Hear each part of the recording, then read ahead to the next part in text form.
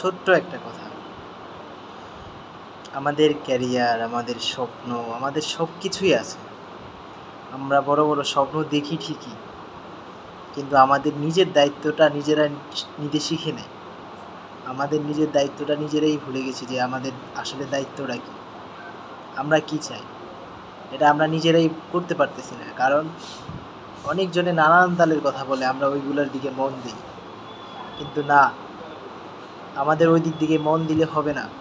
অনেকে অনেক কথা বলবে, অনেকে সমালোচনা করবে, সো ওই সমালোচনা ছেড়ে আমাদেরকে ফোকাস দিতেই হবে। ভালো কিছু করার জন্য নিজেকে একটু স্ট্রাগলস বানান, হাসির পাত্র হন, লোকে হাসবে, তারপরে সে আপনাকে নিয়ে সমালোচনা করবে, এগুলো করবেই, করুক।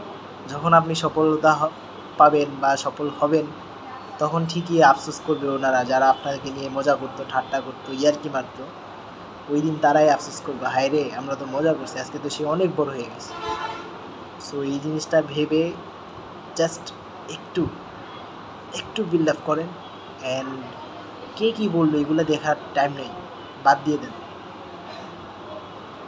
জাস্ট আপনার ডিসিশনটা আপনি নেন, আপনার ক্যারিয়ার আপনি কী করতে পারবেন বা কী করতে পারবেন না, জাস্ট নিজেকে একটু বিশ্বাস করেন, বিশ্বাস করে লেগে যান, ইনশাল্লাহ ভালো কিছু করতে পারবেন।